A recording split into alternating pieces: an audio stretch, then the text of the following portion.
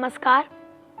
आज नेताजी सुभाष चंद्र बोस की पावन जन्म जयंती के अवसर पर आइए उनके जीवन परिचय पर प्रकाश डालते हैं। नेताजी का जन्म 23 जनवरी 1897 को कटक नामक, जो कि वर्तमान में उड़ीसा में है, उस स्थान में हुआ था।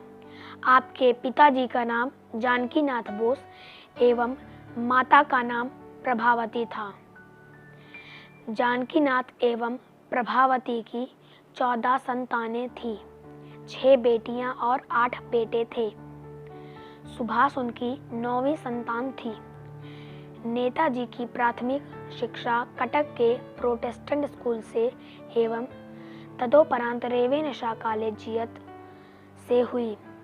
आपने कलकत्ता विश्वविद्यालय से बीए की उपाधि प्राप्त की।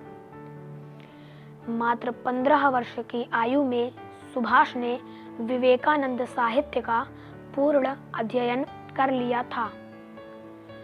नेताजी की इच्छा आईएएस बनने की थी, इसलिए 15 सितंबर 1919 को इंग्लैंड चले गए और वहां पर किट्स विलियम हॉल में मानसिक एवं नैतिक विज्ञान का ट्राई-पास की परीक्षा का अध्ययन करने हेतु उन्हें प्रवेश मिल गया। वहीं रहकर उन्होंने 1920 में आईसीएस की परीक्षा में वरीयता सूची क्रम में 4था स्थान प्राप्त किया। कोलकाता के स्वतंत्रता सेनानी देशबंधु चित्तरंजन दास के कार्यों से प्रेरित होकर गांधी जी द्वारा चलाए जा रहे असहयोग आंदोलन के सहभागी हुए। बहुत ही जल्दी सुभाष देश के एक महत्वपूर्ण नेता बन गए। 1921 से 1940 तक वे राष्ट्रीय भारतीय कांग्रेस में रहे। 1937 में उन्होंने एमिली शेंकल से विवाह किया, किंतु इसकी जानकारी बहुत वर्षों बाद 1993 में ये बात पता चली। द्वितीय विश्व युद्ध के दौरान जापान के सहयोग से अंग्रेजों के खिलाफ आजाद हिंद फौज का गठन किया। उनके द्वारा दिया गया जय हिंद का नारा भारत का राष्ट्रीय नारा बन गया।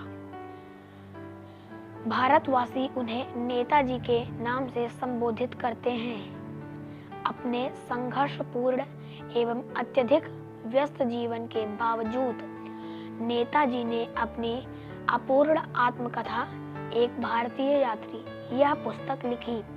इसके अतिरिक्त 2 खंडों में भारत का संघर्ष यह पूरी पुस्तक लिखी। इसके बाद इसका प्रथम प्रकाशन लंदन से हुआ था।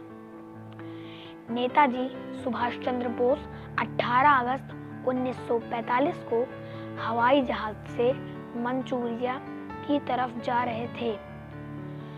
इस सफर के दौरान वे लापता हो गए।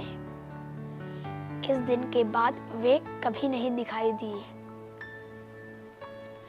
23 अगस्त 1945 को टोक्यो रेडियो ने बताया कि नेताजी का विमान दुर्घटनाग्रस्त हो गया, जिसमें उनके साथ सवार जनरल शोदेई एवं अन्य लोग मारे गए तथा नेताजी को सैनिक अस्पताल ले जाया गया, जहां 18 अगस्त 1945 को रात्रि में 9 बजे नेताजी की मृत्यु हो गई।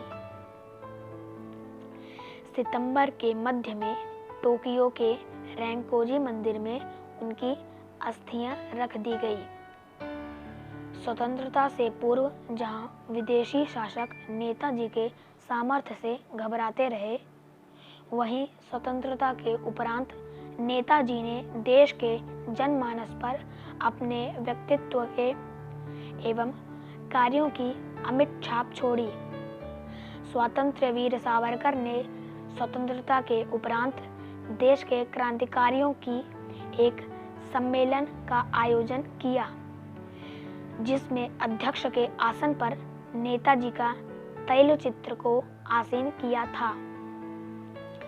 यह एक क्रांतिवीर द्वारा दूसरे क्रांतिवीर को दी गई सलामी थी। ऐसे महान स्वतंत्रता संग्राम सेनानी, आजाद हिंद फौज के निर्माता नेताजी सुभाष चंद्र बोस की जन्म जयंती के अवसर पर हम सभी उन्हें शत शत नमन करते हैं। जय हिंद।